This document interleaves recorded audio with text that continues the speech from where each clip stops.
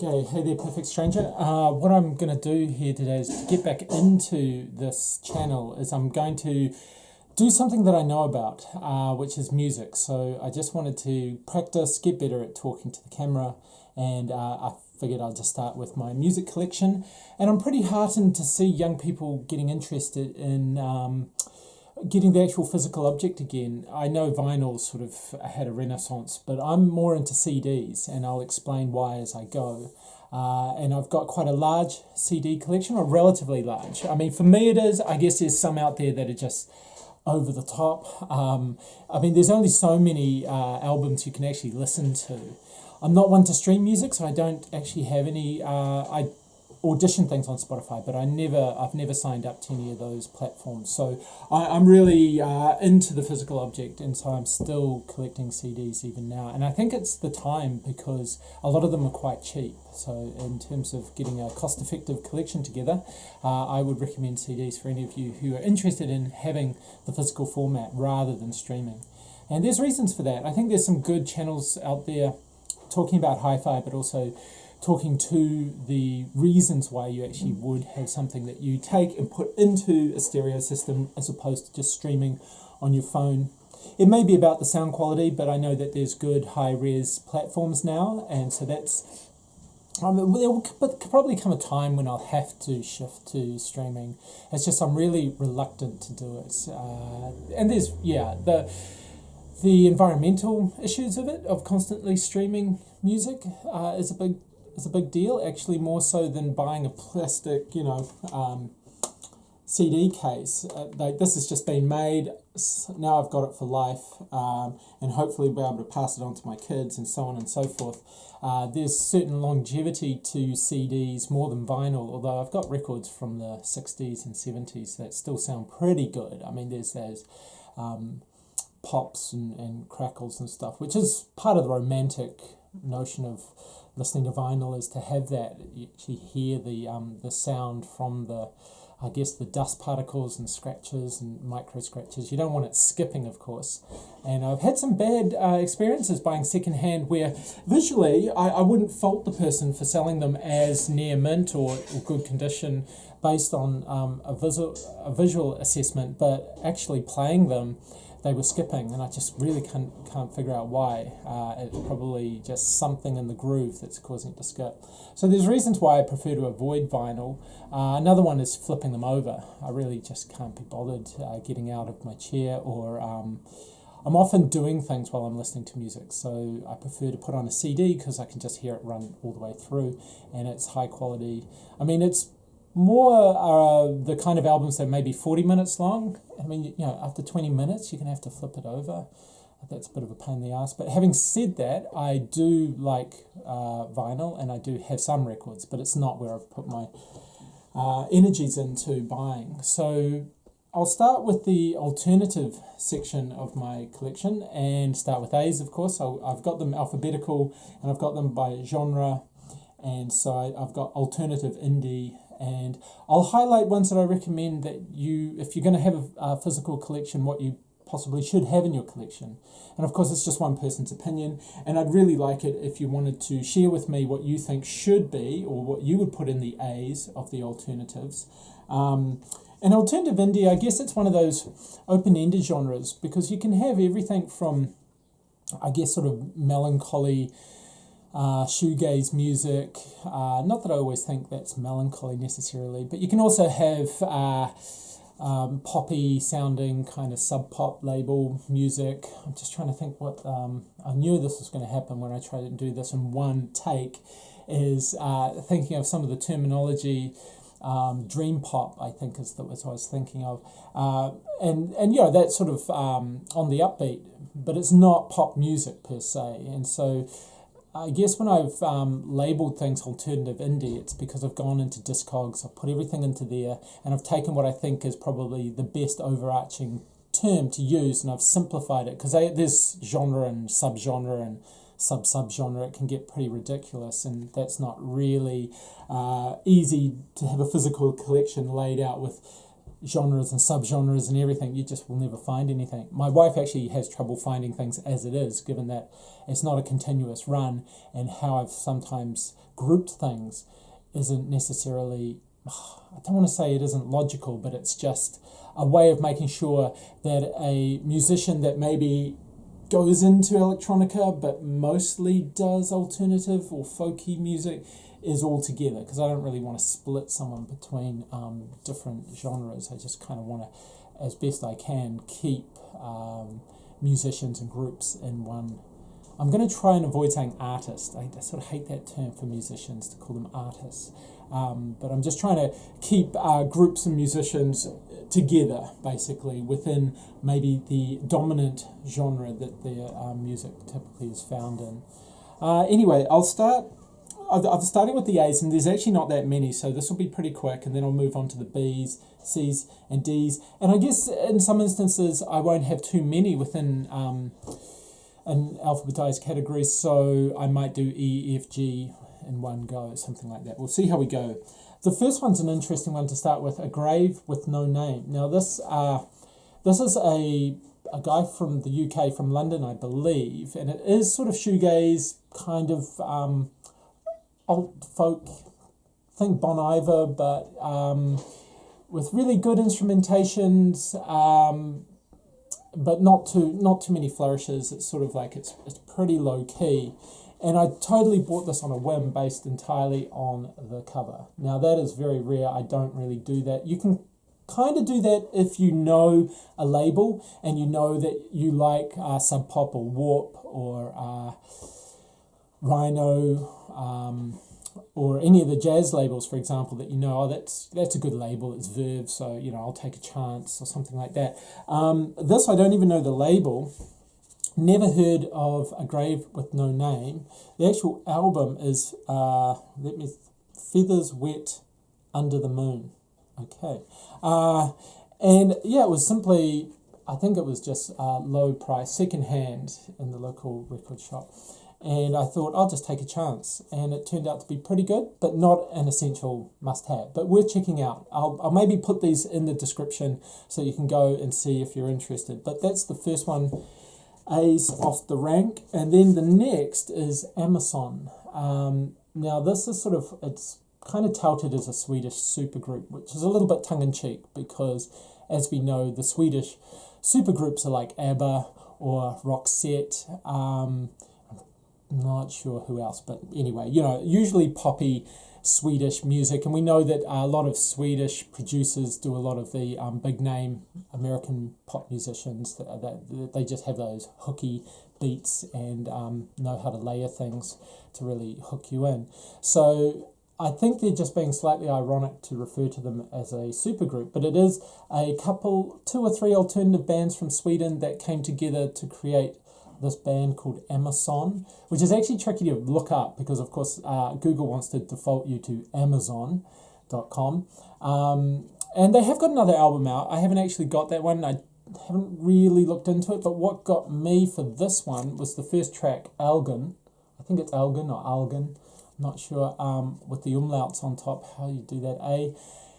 And it's really good. It's sort of 80s referential style pop music, but it's kind of variant in terms of a male and female singer, sometimes English, sometimes Swedish, and there's some instrumentals. I always like albums where there's instrumentals, so you've got a handful of songs that are sung, and then you've got sort of just an instrumental track breaking things up. I always appreciate that, and of course the playing is great.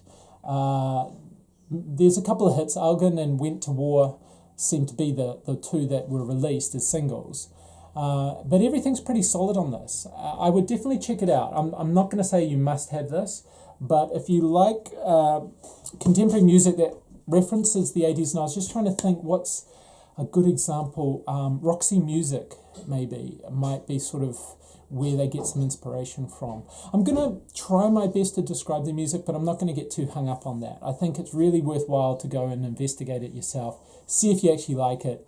You can always audition things on Spotify, that's what I do, and then opt to buy it if you want to get it. Now, the last of, you may have noticed what I'm going through first off are Digipacks.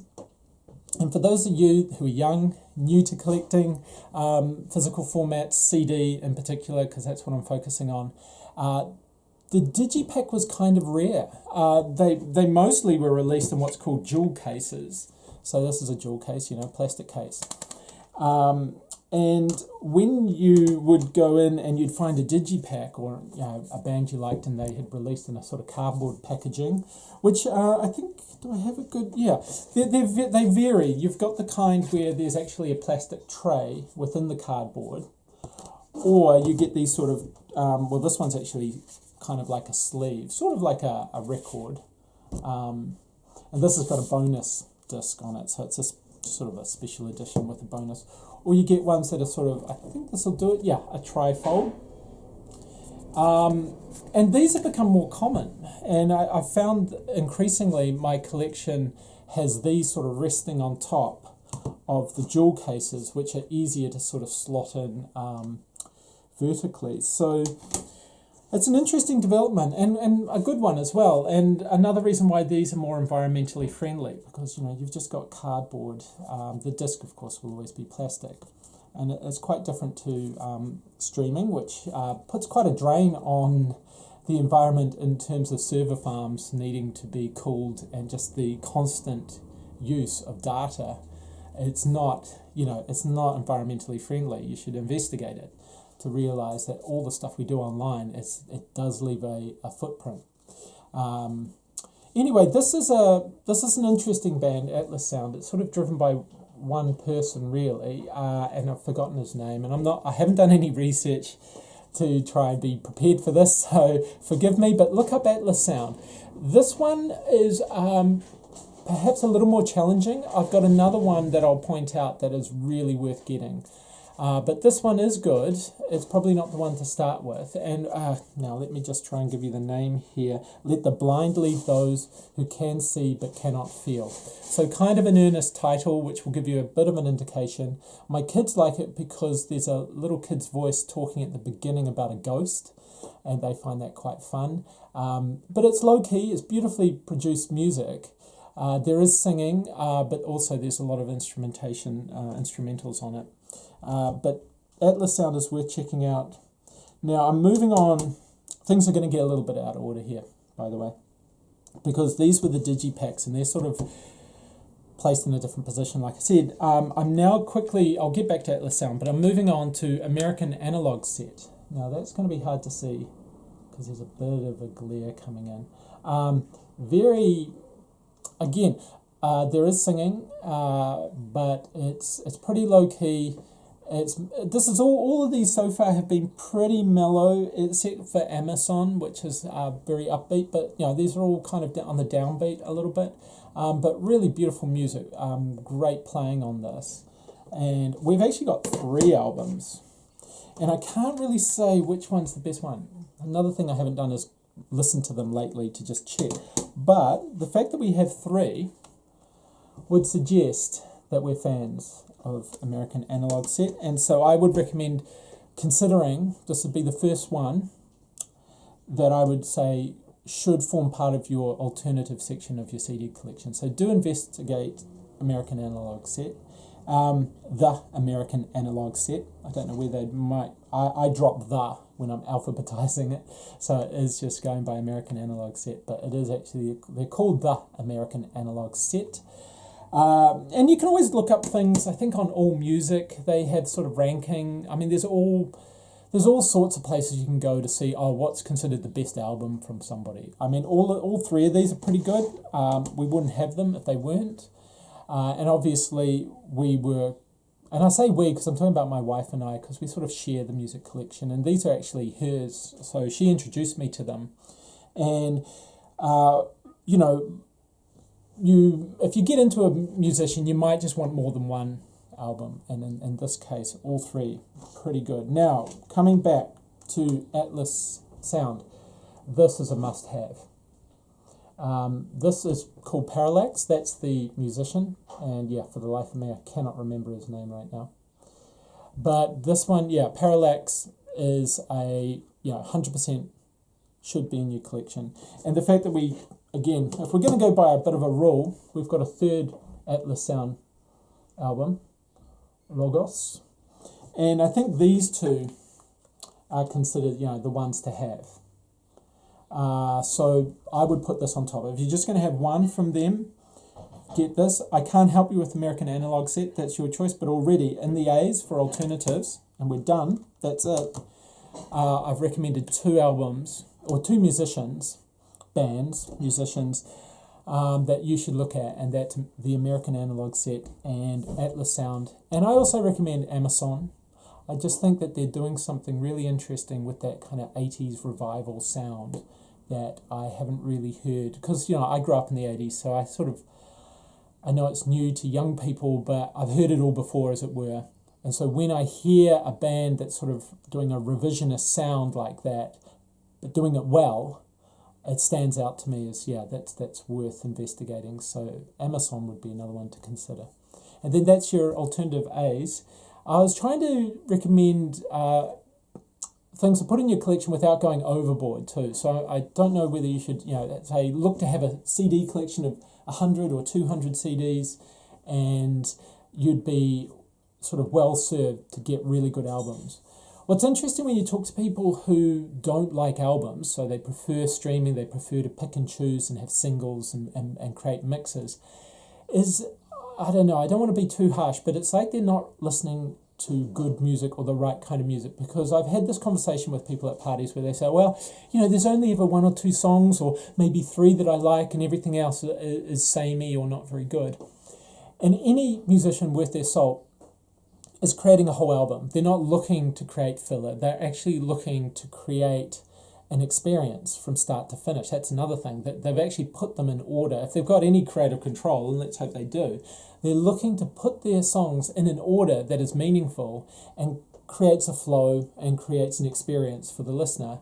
And they're not looking to just put in dross. Now, there's a whole thing about the pop music industry where, and I've talked to friends who are in that, who got signed to major labels, and they just want one hit, a second one if you can, preferably a ballad, something for the girls, if depending on which way it goes. Maybe the first hit is a softer song, but the second one might be a rockier song or something. But either way, 2 hits would be great. A third one if you can.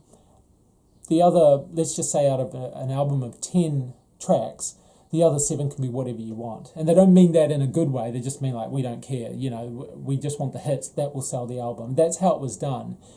It's a little different now because obviously with streaming, people would just choose those 3 hit songs and not have to even listen to the other 7. But I feel that when you're committing to the format, to actually buying, especially with vinyl, because it's very expensive, you really want, 9 out of 10 songs to really resonate with you, if I can use that phrase.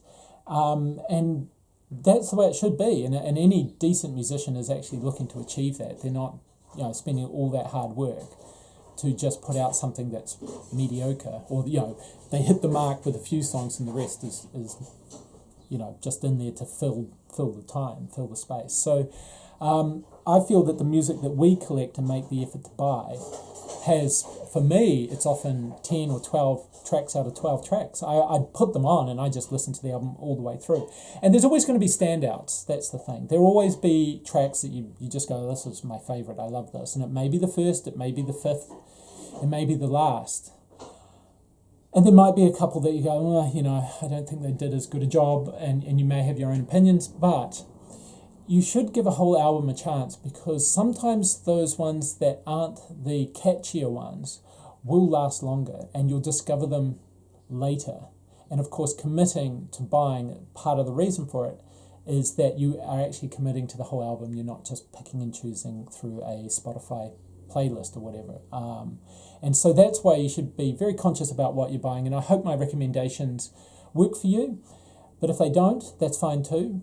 Feel free to comment and share with me any that you think should have been in my A, because I know there really wasn't much. It is only alternative/indie, because that's, AA, starting with that. I'm going to move on to B in a moment, and so come back and have a look at that.